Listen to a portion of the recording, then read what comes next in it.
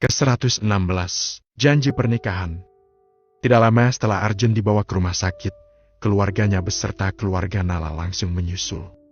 Kondisi Arjun yang terluka cukup parah harus dioperasi, karena peluru yang menancap cukup dalam. Apalagi Arjun kehilangan banyak darah. Keadaan semakin menyedihkan saat semuanya melihat Nala yang berantakan. Astagfirullah, sebenarnya apa yang terjadi? Pekik Safira. Nala tidak bisa melanjutkan cerita, dia terus menangis memeluk ibundanya. Akhirnya Helmi yang mencoba menceritakan kejadian mengenai Nala yang diculik.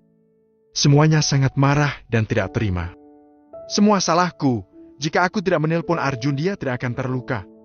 Maaf ya Om, Tante, gara-gara aku Arjun sekarang kritis. Tangis Nala pecah. Tidak, Nak. Jika Om berada di posisi Arjun juga akan menaruhkan nyawa untuk menolong keluarga sendiri. Jawab Yongki tabah. Ya, semua ini sudah takdir. Kita doakan saja semoga Arjun bisa segera sadar dan sehat kembali. Lalu bagaimana dengan para penjahat itu? Timpal Nala. Mereka semua sudah ditangkap, Tante. Jawab Helmi. Sesekali pemuda tampan itu melirik ke arah Ayunda. Membuat Yongki langsung menjaga putri perempuannya. Kakak jangan menyalahkan diri sendiri lagi ya. Aku akan membeli baju dulu di butik sekitar biar kakak bisa ganti baju yang lebih baik. Bujuk Ayunda. Terima kasih, ya. Aku kira kamu akan menyalahkan aku karena jadi penyebab terlukanya abang kamu. Jawab Nala merasa sangat bersalah. Ayunda hanya geleng kepala, walau bersedia tetapi paham jika namanya ujian tidak akan bisa dihindari. Aku antar ya, tidak baik anak gadis keluar sendirian. Setelah Helmi menawarkan diri. Biar ayah saja yang antar. Tidak baik anak gadis bepergian dengan lelaki yang bukan mahram. Sergah Yongki. Helmi langsung nyengir. Dia lupa jika keluarga orang yang disukainya sangat ketat. Helmi, terima kasih kamu sudah mau menolong aku lagi. Sebaiknya kamu pulang dan istirahat. Sekali lagi terima kasih. Ucap Nala. Ya, kamu tenangkan hatimu dulu ya.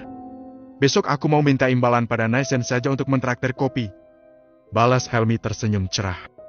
Nala tersenyum, dalam pikirannya apakah Helmi mau minta imbalan pada Naisen untuk menyerah pada Ayunda. Sekali lagi terima kasih, ya Nak Helmi. Keluargaku sangat berhutang budi padamu. Timpal Miftah. Jangan bilang begitu, Om. Lagian aku dan Naisen juga berteman. Kalau begitu saya pamit dulu. Assalamualaikum. Waalaikumsalam. Hati-hati di jalan, ya. Helmi tak lupa berpamitan pada bundanya Ayunda. Di depan calon mertua harus menunjukkan sikap yang sangat baik. Selepas kepergian Helmi, Nala kembali bersedih. Dia membenarkan selimutnya dan merasa tetap kedinginan. Nak, bibirmu kenapa? Tanya Safira baru paham. Nala tidak bisa menjawab. Dia merasa sangat jijik dan malu mengingat bagaimana lelaki bajingan itu merenggut ciuman pertamanya. Miftah dan Safira yang bukan anak kecil, langsung paham dengan apa yang terjadi. Apalagi Safira, yang tahu bagaimana rasanya dipaksa teramat menyakitkan hati. Indria segera mendekati Safira dan Miftah yang mulai menangis pilu. Bahkan Miftah sampai memukul tembok dengan keras hingga tangannya lecet dan berdarah. Suamiku, kamu jangan menyiksa dirimu sendiri. Pekik Safira cemas. Apakah ini karma? Tapi dosaku seharusnya aku yang menanggung, bukan anakku. Gumam Miftah tidak berdaya. Safira segera memeluk suaminya, berharap suaminya itu tidak menyiksa diri sendiri lagi. Ayah, ibu, kalian jangan khawatir lagi. Aku ini tidak kenapa-napa. Penjahat itu belum sempat berbuat jahat padaku. Hanya saja aku masih takut teringat kejadian saat Arjun menghadang peluru yang ditujukan padaku. Bujuk Nala. Safira dan Miftah langsung sedikit lega. Sungguh, lelaki jahat itu belum sempat melakukan hal yang lebih. Aku hanya trauma melihat darah Arjun. Timpal Nala. Indria memeluk Nala, tersenyum hangat menangkan gadis yang sudah dianggap sebagai anak sendiri. Yang sabar ya, jadilah gadis yang tabah dan tegar. Percayalah, setelah kejadian ini Allah pasti akan memberikan hikmah yang besar. Bujuk Indria menenangkan Nala. Kenapa mereka mau membunuh kamu? Tanya Miftah sangat resah. Karena aku sudah melihat wajah bos itu. Jawab Nala gemetar. Apakah bosnya sudah tertangkap? Tanya Safira penasaran. Masih belum paham, makanya tadi dari pihak kepolisian meminta aku besok pagi ke kantor polisi untuk melihat siapakah bos mereka. Semoga saja tertangkap. Jawab Nala masih cemas. Amin. Setelah itu Ayunda dan Yongki datang, Nala segera ditemani ibunya untuk berganti pakaian. Bagaimana keadaan Arjun? Tanya Yongki tidak bisa menyembunyikan cemasnya. Belum selesai dioperasi? Jawab Indria. Yongki duduk di kursi, kemudian melihat tangan sahabatnya yang lecet dan berdarah. Kamu sudah tua, jaga dirimu jika masih ingin berumur panjang melihat cucu. Sindir Yongki. Operasi sudah selesai, Arjun masih sadar sebab tidak dibius seluruh badan. Dia masih bisa berbicara pada para dokter. Nak Arjun, untuk sementara jangan beraktivitas yang berat ya. Takut jika lukanya terbuka dan nanti berdarah lagi. Ya, dok. Tapi bolehkah saya minta bantuan? Jawab Arjun. Bantuan apa? Tanya dokter tersebut ramah. Tolong katakan pada keluarga saya jika keadaan saya koma parah. Pinta Arjun. Lah, kenapa? Saya sebagai dokter tidak mau melakukan penipuan.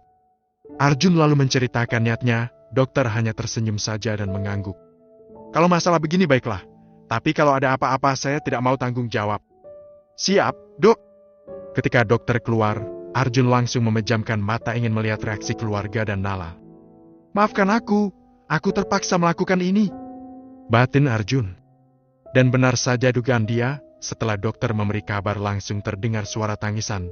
Suara yang paling keras adalah suara Ayunda dan Nala. Arjun, kamu membohongiku. Katamu ingin menikahiku malam ini, jadi kamu harus bangun. Jika kamu tidak bangun, maka aku besok akan langsung menikah dengan Iwan. Kamu harus menepati janjimu. Tangis Nala meraung. Arjun tidak menyangka dengan ucapan Nala. Dia ingin segera bilang iya tapi takut jika ketahuan. Jadi malam ini dia harus berakting total, sebab bukan hanya harus bisa memenangkan hati Nala saja akan tetapi kedua orang tuanya juga. Arjun, kamu sudah berjanji padaku. Kamu harus menikahi aku malam ini juga, bangunlah Arjun. Bangunlah. Tangis Nala sangat bersedih. Karena sudah tidak tahan lagi, Arjun membuka matanya. Tetapi hanya diam pura-pura lemah. Arjun, kamu sudah bangun? Pekik Nala. Aku tidak akan ingkar janji, malam ini juga aku akan menikahimu. Jawab Arjun serius. Seketika wajah Nala memerah malu, tetapi membuat kedua orang tua mereka saling menatap bingung. Ayah, ibu, Arjun sudah menyelamatkan kehormatanku. Jadi aku ingin menyerahkan seluruh hidupku padanya. Aku sangat mencintainya. Aku hanya mencintai Arjun. Ucap Nala. Tapi, bagaimana dengan Iwan? Kita sudah terlanjur mengatakan setuju. Tanya Safira bingung. Nak, kalau memang kamu ingin bersama Arjun tidak apa-apa.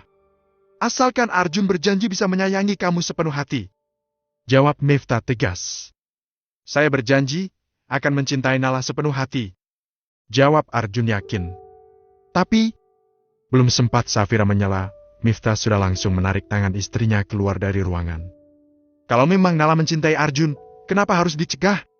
Tanya Miftah. Aku hanya tidak yakin jika Arjun bisa menjadi suami yang baik. Jawab Safira masih cemas. Apakah dengan mempertaruhkan nyawanya itu belum cukup? Balas Miftah. Tapi apa? Lagian nanti saat menikah, aku tidak bisa menjadi walinya. Karena keluarga Arjun sudah tahu bagaimana cerita kita tidak akan merasa malu lagi. Tapi jika menikah dengan Iwan, pasti mereka akan mempertanyakan kenapa aku tidak bisa menjadi wali Nala sedangkan aku masih sehat. Balas Miftah. Safira seketika menunduk, apa yang diucapkan suaminya benar juga. Jika sampai keluarga Iwan tahu kalau Nala anak hasil dari luar nikah, bisa-bisa akan menjadi olokan dari pihak keluarga atau saudara Iwan. Karena namanya manusia, terkadang ada yang merasa iri dan mencari kekurangan orang lain. Aku akan segera menghubungi keluarga Iwan dan meminta maaf pada mereka. Ucap Miftah kakek. Di sisi lain, Arjun tengah meyakinkan kedua orang tuanya untuk menikah malam ini juga. Jun, ayah sangat senang akhirnya pikiran kamu terbuka. Tetapi saat ini kamu terluka, apakah menurut kamu menikah itu semudah yang kamu bayangkan? Banyak hal yang harus dipersiapkan. Bujuk Arjun. Tapi aku sudah berjanji mau menikahi Nala malam ini, aku tidak mau ingkar janji. Jawab Arjun. Ini masih jam 7, dalam 1 jam aku yakin bisa menyiapkan semuanya. Malam ini menikah secara agama dulu, besok barulah mendaftar di KUA, aku percaya pada anakku yang akan selalu menepati janji. Balas Indria membela putranya. Tidak jauh dari sini ada toko khusus mahar, ada toko emas juga. Biar Ayunda dan Bunda yang memilih, Ayah tinggal mencari penghulu dan saksinya. Selah Ayunda bersemangat. Tidak usah repot-repot. Cukup seperangkat alat sholat saja dan cincin saja aku sudah bahagia. Selah Nala menahan malu.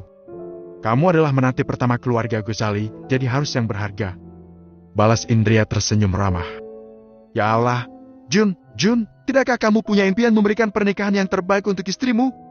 Gumam Yongki geleng-geleng kepala mengingat dirinya sendiri di masa lalu. Aku yakin cintaku adalah yang paling berharga untuk Nala.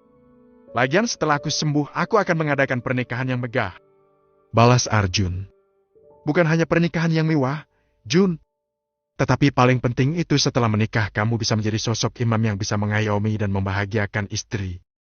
Bujuk Indria. Terima kasih, Bunda. Aku tidak akan melupakan nasihat Bunda. Jawab Arjun bahagia.